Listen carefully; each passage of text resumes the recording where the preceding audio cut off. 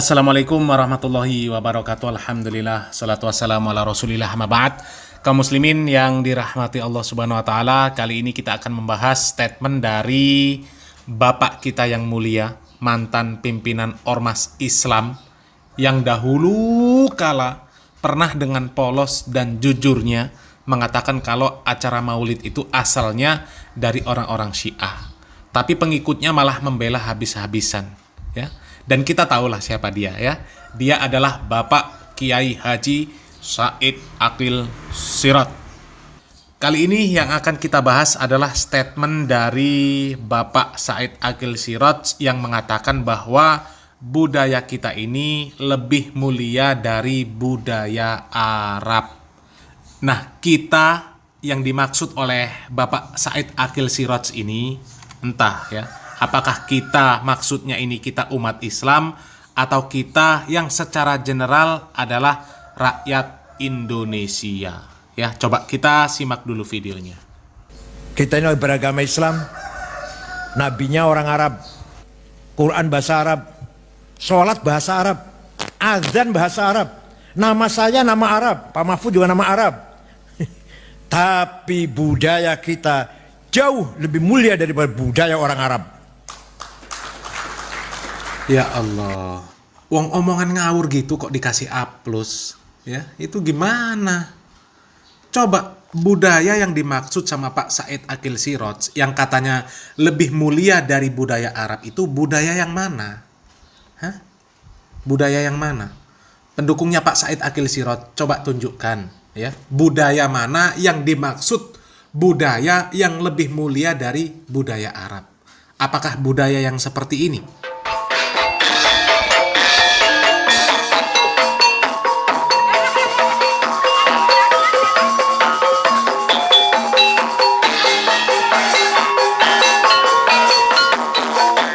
Na'udzubillah min dzalik, na'udzubillah min dzalik.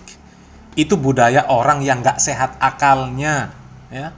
Orang itu kalau normal, biasanya kalau kesurupan jin, kesurupan iblis, kesurupan setan, itu minta diobati. Dan orang normal itu minta perlindungan supaya nggak diganggu jin, nggak diganggu iblis, nggak diganggu setan. Itu kalau orang yang normal. Lah ini budaya, orang yang normal malah minta dimasuki setan. Dan itu budaya yang nggak punya rasa malu. Ya, lihat perempuan laki-laki kumpul begitu campur baur, sama-sama bareng-bareng kesurupan. Innalillahi wa inna ilaihi rajiun. Kan sakit akalnya itu, ya. Yang begitu mau disebut budaya yang lebih mulia dari budaya Arab. Atau yang seperti ini.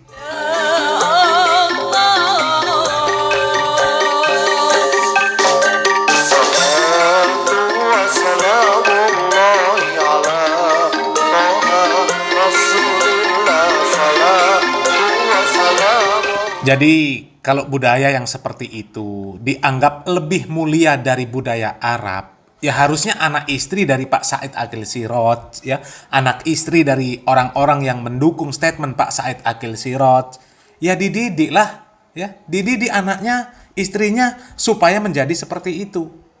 Jadikan keluarganya keluarga pemain gedumbrengan itu, ya. Nanti bareng-bareng mabok sambil jogetan, sambil baca syair yang katanya syair sholawatan, ya.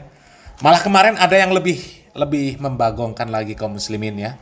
Videonya juga sudah kita bahas di channel satunya, ya. Mungkin dengan alasan budaya, ya. Mereka beralasan budaya. Ada daerah yang ditimpa kemarau, susah air, lahan pertaniannya kering, tapi minta hujan pakai acara reog dan acaranya di kuburan. Ya Allah, ya. Coba kita simak videonya.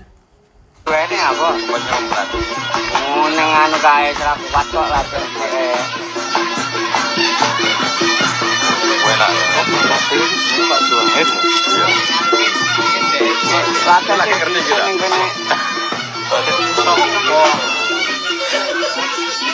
Pak itu sing ngatokne bek. Anu mesti kobong. Ya. Oh, mesti kobong.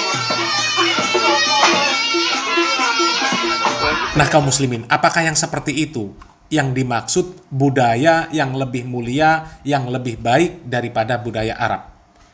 Coba, ditimpa kemarau, minta hujan pakai acara reokan. Acaranya di kuburan.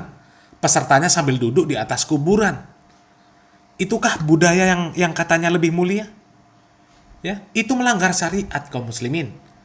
Kata Nabi Muhammad SAW, orang yang duduk di atas bara api sampai bara api tersebut membakar seluruh pakaiannya itu lebih baik daripada seseorang duduk di atas kuburan. Ya, jadi budaya kita yang mana yang dikatakan lebih baik, lebih mulia daripada budaya Arab? Yang mana? Ya, pakaian adat banyak yang mengumbar aurat. Ya, jadi budaya yang mana?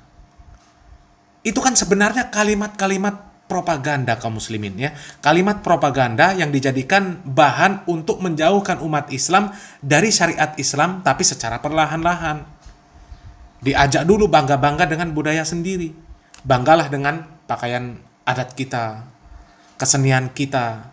Jangan bangga dengan pakaian dan kesenian dari Arab. Padahal jamaahnya sendiri nggak ngerti budaya Arab yang seperti apa, pakaian adat Arab yang seperti apa, nggak ngerti.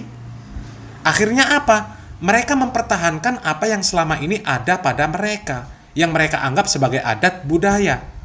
Pakaian adat yang nggak nutup aurat dibiarkan, dilestarikan. Budaya-budaya yang seperti tadi, yang isinya kesurupan-kesurupan, dibiarkan juga, dilestarikan. Malah dikasih jargon, bangga dengan adat dan budaya kita sendiri. Katanya kita orang Islam ini tidak harus jadi orang Arab. Ya, yang nyuruh jadi orang Arab siapa? Orang jadi orang Islam nggak harus jadi orang Arab. Kalau mau jadi orang Arab ya pindah dulu ke Arab. Selama masih ada di Indonesia, ya orang Indonesia namanya, bukan orang Arab. Ya. Dan memang Islam itu dasarnya bukan Arab. Kiblatnya itu bukan Arab. Kiblat tuntunan, ya, kiblat tuntunannya bukan Arab. Dasar agama, kiblat agama itu adalah Al-Quran dan Sunnah. Ya. Budaya manapun kalau tidak sesuai dengan Islam, tidak sesuai dengan Al-Quran dan Sunnah, ya harus dibuang. Mau budaya Arab, mau budaya Indonesia, mau budaya Malaysia, selama bertentangan dengan syariat Islam, wajib ditinggalkan. Bukan mentang-mentang Arab, kemudian adat dan budaya yang bertentangan dengan Islam, kemudian tetap dianggap benar. Bukan. Budaya Arab pun kalau tidak sejalan dengan syariat Islam, ya wajib ditinggal juga. Ya, syariat Islam itu berlaku untuk seluruh alam semesta. Dimanapun lokasinya, syariat Islam itu berlaku sama. Adat dan budaya yang ada di sebuah tempat itu jangan bertentangan dengan syariat Islam. Itu kuncinya. Kalau ada sesuatu yang disebut adat, disebut budaya, kalau tidak bertentangan dengan syariat Islam, lanjutkan, pelihara, lestarikan, nggak ada masalah. Ya, misal Indonesia punya pakaian khas yang namanya batik, ya dilihat batiknya. Selama motif dan bentuknya tidak melanggar syariat, nggak ada masalah.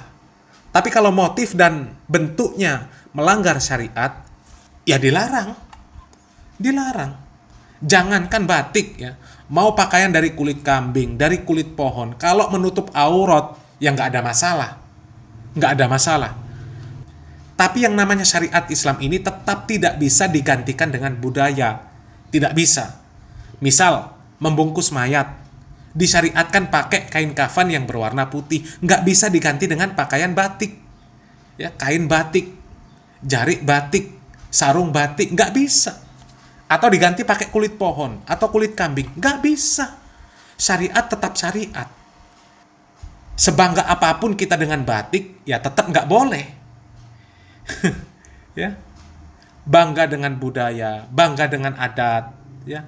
Kemudian orang meninggal dikubur diiringi pakai reog atau jaranan. Ya nggak boleh juga. Jadi segala sesuatu itu harus dikembalikan kepada syariat Islam. Harus ditimbang dengan syariat Islam. Kalau sesuai, sejalan dengan syariat Islam, maka dibolehkan. Dan kalau bertentangan dengan syariat Islam, maka tinggalkan. Nggak peduli itu adat Arab, adat Mekkah, adat Madinah. Kalau bertentangan dengan syariat Islam, ya harus ditinggalkan.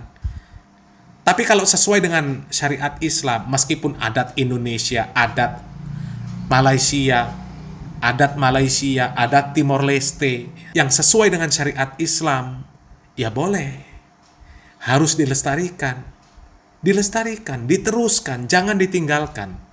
Kan seperti itu, ya. Ada kaidah fikih yang mengatakan al-adatu muhakkamah, yang artinya sebuah adat kebiasaan masyarakat itu bisa dijadikan sebagai sandaran hukum. Kalau suatu masyarakat menilai sesuatu itu perkara baik, perkara sopan, maka itu bisa dijadikan sebagai sandaran hukum selama tidak bertentangan dengan syariat Islam. Jadi finalnya itu Islam. Ya, syariat Islam yang menjadi ukuran akhirnya. Ya, masyarakat menganggap itu baik. Bagaimana Islam menganggap sesuatu itu? Apakah baik? Kalau Islam menganggap baik, teruskan. Ya. Kemudian kalau suatu masyarakat memandang bahwa tingkah laku tertentu tidak pantas dilakukan oleh seseorang, maka yang seperti itu bisa dijadikan standar bahwa perbuatan tersebut adalah perbuatan yang tidak baik. Apabila suatu masyarakat memaknai suatu kata memiliki makna yang tidak baik, maka itu bisa dijadikan sebagai standar bahwa kata-kata tersebut merupakan kata-kata yang tidak baik menurut Islam. Dan begitu seterusnya. Ya. Mudah-mudahan yang sedikit ini bermanfaat. Salam waras, salam akal sehat. Barakallahu fikum. Wassalamualaikum warahmatullahi wabarakatuh.